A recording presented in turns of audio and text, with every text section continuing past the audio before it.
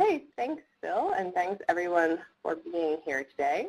I'll be talking about volunteer data quality in urban tree inventories, specifically street tree inventories, but I'm going to start with some background on what is citizen science. Probably a lot of you on this webinar are familiar with the term, but it's also a phrase that has come to mean lots of different things.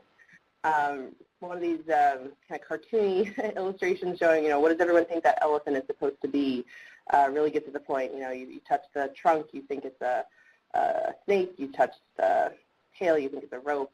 So there's been a lot of different definitions put out there for citizen science. The first two I'll mention here are the ones that I usually mean when I'm talking about citizen science. So the first comes from the Oxford Dictionary, the collection and analysis of data relating to the natural world by members of the general public, typically as part of a collaborative project with professional scientists. Next definition comes from the Cornell Lab of Ornithology. They're recognized in the ecology and environmental science world as some of the leaders in citizen science, and so the definition that they have is partnerships between the public and professional scientists to address questions and issues of common concern. Usually when people refer to citizen science, they mean projects for which members of the public collect, categorize, transcribe, or analyze scientific data. Some key parts of both of these definitions are that the volunteers are involved in some aspect of the getting or the using of the data, and then also the data has a use at the end of the day. It is used for some kind of purpose. Another definition that sort of broadens out citizen science to touch on other things beyond those last two definitions. This one comes from a paper by Duncan McKinley from the Forest Service, and thanks to him as well for some of the slides that I'll be talking about have been borrowed from him. So the definition that he had, and of course, Emilio, my connection has already started having issues, it looks like. It's still okay. All right, anyway, he said participation by the public in a scientific project. Projects can involve public participation in any or all stages of the scientific process. Projects can involve professional scientists or be entirely designed and implemented by volunteers. Then another definition from the White House Office of Science and Technology Policy, which has really, at least under the last administration, embraced citizen science. They said the public participates voluntarily in the scientific process, addressing real-world problems in ways that include, and the definition goes on, but it basically is all stages of the scientific process, very similar to Duncan McKinley's definition. And so these definitions, I would say, sort of veer closer to what other scholars have called participatory research, participatory action research, sometimes community-based participatory research. But there's this whole spectrum of different ways in which the general public, those who aren't professional scientists, can get involved in research. Usually in the ecological and environmental sciences, when we think of citizen science, we think of volunteers helping to collect field data. That's not all that it is, but that's often what we're about. Some related terms that intersect with citizen science but are not synonymous with it is BioBlitz. So that's an intense biological survey that attempts to record all the species within an area, and it can be done by professional scientists, naturalists, and volunteers, typically over a very short time frame, like a single day or a weekend. So BioBlitz could be done just by professionals, but it could also be done in conjunction with or mostly by volunteers. And then there's crowdsourcing, which is organizations submit an open call for voluntary assistance from a large group of individuals for online distributed problem solving. And so crowdsourcing is, I think of it as like a type of citizen science. So a different type would be, instead of having it kind of done wherever you are from your computer or go to a park kind of at your leisure when you want to go out, a different way of doing citizen science is more event-based. Out for a particular event. It might be a BioBlitz or it might be some other kind of event structure. So to give just some examples of citizen science projects that are really high profile, eBird, coming out of the Cornell Lab of Ornithology, is a crowdsourcing tool. That style of citizen science enabling hobbyist birders to report data about birds anytime, anywhere. The National Phenology Network enables people to report things related to seasonal changes, which is the topic of phenology, and this is used for research on climate change. And then a really prominent example from the urban forestry world comes from New York City parks, And so they did a mapping party style approach. They used actually the software underneath what they do, built on work that Deb's company Azavia created. So they were trying to map every street tree in New York City using volunteers. And they're not alone in trying to use citizen science in urban forestry. A bunch of other organizations, more than just the logos I have on this screen, have been using volunteers for data collection. Sometimes it's to map all of the street trees in an area. Sometimes it's for park tree work. Sometimes it's more about monitoring of young trees planted for a particular initiative. But there's been quite a lot of attention here, but also some concern over, is the data quality really good enough? And that's what I'll be getting into in the bulk of this presentation. So when we think about all these different citizen science projects in urban forestry or elsewhere, there can really be a challenge of balancing the dual aims. So on the one hand, we have outreach and education aims, trying to have people-centered outcomes in terms of building a conservation ethic, building constituencies, advancing scientific literacy. Then on the other hand, we want data that is useful and that is high quality. And that doesn't necessarily mean high quality for peer-reviewed academic research. It could also mean high quality for a management purpose. Sometimes we also want to make sure that we get higher volumes of data through volunteers than we would potentially otherwise be able to achieve. Using a citizen science approach can also sometimes lead to a larger geographic distribution of observations, but it's really critical that however much data we're getting from volunteers, that it's reliable for the intended use. And so some issues in data quality include observation error. So that is species misidentification or measurement error. In the urban forestry context, it could be, for example, not recording diameter of breast type properly, the diameter of the trunk. There could also be, for crowdsourced data, where volunteers are kind of going out into, say, a natural area and recording birds or some such thing. There could be spatial and temporal bias. Perhaps these volunteers are primarily going to popular trails, or perhaps they're going primarily on weekends when the weather is nice. There can also be some real concerns about lack of metadata to be able to compare across projects. But a really critical thing here when we're talking about observation error is, what do we even mean by that? And I want you to kind of hold that thought in your head for a few slides as I give some examples of past research. So what I'll be talking about now is what the literature has to say about volunteer data quality in citizen science in the ecological sciences realm. So there's tons of studies on this. This is just a few case studies. There's been at least like 100 studies on this over the past 10 years. So for bird species ID, there's an online experiment with bird sounds, playing back bird calls, and the conclusion was that volunteers with higher skill level were more accurate, and also that volunteers were generally more accurate with common species. But also that the volunteers that had the higher skill levels, they sometimes tended to have false detections for the rare species. So they were thinking they were hearing something that wasn't really there. Another example comes from invasive plant species. So in this case, the plants were flagged in the field for both professionals and volunteers to ID them. So a botanist who was really quite certain about what these plants were was the one that flagged them.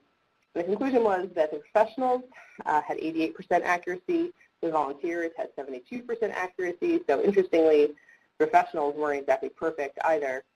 And then the volunteers in that study were better at species that were deemed easier to identify, and also that comfort level that was self-reported by folks was correlated with correct species.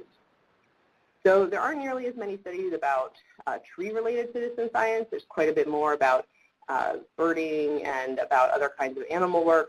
But in the forestry world, we have a study that was about forest carbon stocks, and so it was comparing community members reporting forest structure data versus professional foresters, and this was in the tropics.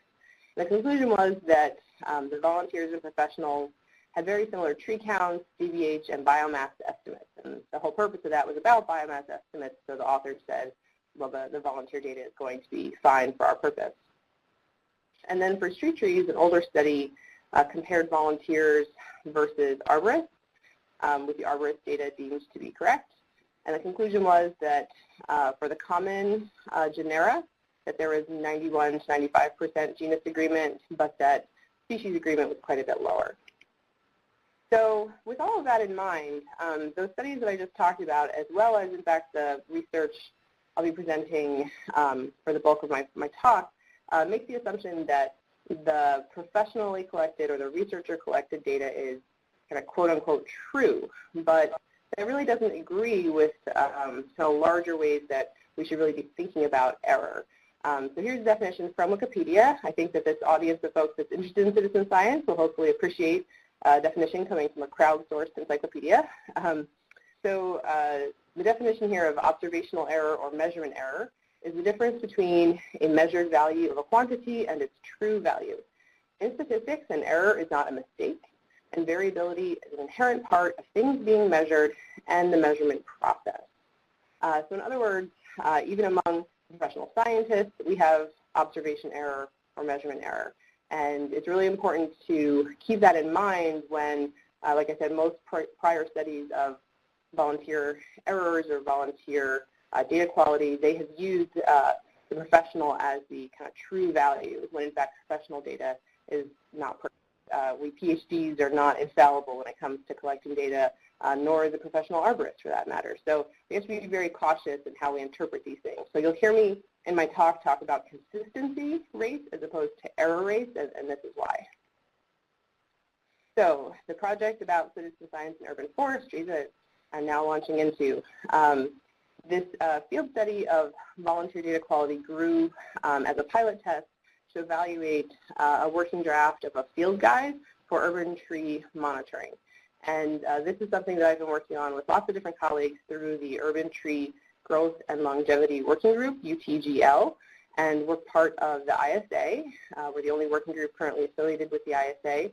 And we were trying to make this field guide to serve lots of different urban forestry professionals, students, researchers who are interested in repeated measures over time. And we also wanted to make a guide that was more approachable for novice users, so that includes volunteers or first-time interns. And then the pilot test, the purpose of it was to evaluate the observation errors from volunteer crews that had different levels of experience, and then revise the protocols based on the findings and make recommendations about what are the appropriate uses of volunteer data in urban forestry. So we did this in 4 cities. They were cities that were picked just on interest from UTGL members, and we picked a neighborhood within each of those 4 cities: Grand Rapids, Lombard, Malmö, Sweden, and Philadelphia. And in each neighborhood, we picked 150 street trees, and we had 7 field crews that were recording the exact same individual trees. And we had 1 expert, and that was the data that was deemed sort of correct, you know, with a grain of salt. And then 3 crews that were intermediate, 3 crews that were novice. The novices were folks that had pretty much never tried to identify a tree before or had very limited prior experience with anything to do with tree identification or with tree measurement. And the intermediates had some experience, but they weren't at the level to be considered experts or professionals. And here's the data that we recorded. We really tried to keep it very, very minimal. The location data was where was the tree in space, and site type and land use. And then at the tree level, it was species, trunk diameter, mortality status, dieback, transparency of the crown, and wood condition. So here's our results. We found that this is a very quick protocol, which was great to see. On average, the time per tree was only 3 minutes. But then when we considered just how many trees did people count in each of these neighborhoods, the volunteers compared to the experts, they had extra trees, kind of plus 1% from what the experts recorded. They also sometimes had omitted trees, and it was about minus 1.2%. And we think that this was, most of the time it was people getting distracted, maybe by a pedestrian or maybe just going too fast. They omitted a tree or they accidentally double counted a tree. There were a couple cases of crews making really egregious errors of missing an entire city block, or in one case, recording an entire extra city block that was outside of what we deemed the boundaries for the study. There's also a few really oddball cases of like 2 trees growing together in a tree pit that was really poorly taken care of. Site type and land use were both around 90% agreement with the expert. The kind of disagreements were very closely affiliated site types, so kind of confusing a sidewalk cutout with a planting strip because we hadn't given them a clear enough distinction on just how wide does the cutout have to be before we deem it a planting strip, that kind of thing. or land use got confusing for some of the mixed land uses in a few areas, or like crews not quite appreciating the distinction between single-family and multifamily residential. But so generally quite good, just with some of the closely aligned categories getting mixed up. Then for mortality, every tree that the experts called dead, the volunteers also called dead. There were just, I think, 2 trees, it was a very small number, that the experts called alive, but the crews called dead, and these were trees that were really very unhealthy. And we tried to have a very strict definition of a standing dead tree. It had to be all the way dead, no green leaves, no live buds. And so these were some really borderline cases. There were very few dead trees overall to make that evaluation, but still we think it's promising for using volunteers to evaluate mortality status. Dieback agreement was about 92%, and then transparency of the crown and wood condition were the worst performance of all the variables we looked at. Wood condition was only 55%, and this really makes quite a lot of sense, we think, from that prior study about street trees by Dave Bloniards that I did on an earlier slide. They also found that things related to wood condition, like giving a maintenance task kind of list, asking volunteers to say anything about what should be done for pruning, that's not something volunteers are necessarily capable of doing. They haven't had professional training in how to think about structural stability of the trunk, of the branches. So we decided that transparency and wood condition were just not something volunteers were as good at getting. For genus, the crews had 91% agreement with the experts overall, and it was even higher for the most common genera. And then for species within the correct genus, it was 85%. For stem count, so as many of you are, I'm sure, aware, measuring multi-stem trees is a real pain in the butt for urban forestry. A lot of the protocols that we follow come from iTree Eco and related methods where you're supposed to measure several stems at the height of 4.5 feet. There's several other suggestions out there for how to deal with multi-stem trees. So we found that the crews couldn't even agree on how many stems the trees had. So when it was clearly single stem, everyone agreed it was fine. But the situations where there were more than one stem, we had some problems. So that led us to really make some decisions later about how to simplify multi-stem methods. For DBH, for single stem trees only, the volunteers were exactly on the nearest 10th inch with what the experts said, 20% of the time. They were within 0.1 inches 54% of the time, and they were within 1 inch 93% of the time. There was a very small bias overall where participant DBH was about 1/10 of an inch higher than experts. And we think that sometimes the crews just weren't pulling the DBH tape quite tight enough. That's something that's kind of a common mistake, we think, for newbies to make, to kind of let the tape slack a little bit around the trunk. So our conclusions from this pilot test were that most variables, the novices were as good as the intermediate. If you want to see all the breakdown of those findings, I have it in a publication that's out in a journal, and that'll be posted up on the webinar website. But so that was pretty impressive to see that these novices with just a little bit of training, it was only 6 to 7 hours training total that all these folks got before this field work, that the novices were as good as the intermediate. We thought that was very promising. And we think that in terms of real-world applications of citizen science in urban forestry, survival monitoring is very promising. Crews seem very good at that. As I mentioned earlier, we want to toss transparency and wood condition for the protocols, and we've done that in our revisions since. And we think that DBH is fairly good within 1 inch, which for most practical everyday management purposes is going to be fine. I think for most municipal arborists, for their needs, that's mostly fine. For some research needs, it's not precise enough. But again, it's kind of thinking through what is the data quality needed for the application at hand. And for multi-step methods, we've come to myself and the co-authors have come to a conclusion that we should really simplify that by asking crews to measure low, measure before the fork whenever possible, to make things more consistent across crews and quite a lot easier with less of a headache, especially for these volunteers. And we think that there's a real need for better species ID resources, potentially for species photo validation by volunteers. There could be some other strategies for how to get volunteers to do better at this, like have them make their best guess at species, but then take a series of pictures someone else would look at in the office later, Or maybe only ask them to do maybe 5 species and call everything else unknown. So only ask them to do the species that are easiest to identify or that they've been trained on really, really well.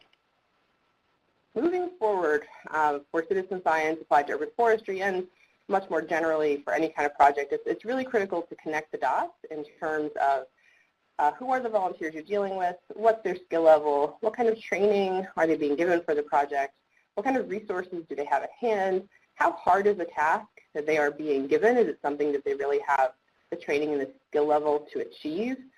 Doing fieldwork in urban forestry in terms of just counting trees and calling them dead or alive, that's not terribly hard, but doing tree identification, you have this mix of native and exotic species, that's a really, really difficult thing to do. So kind of keeping that in mind of what are the hardest parts, what are the easiest parts of the task at hand.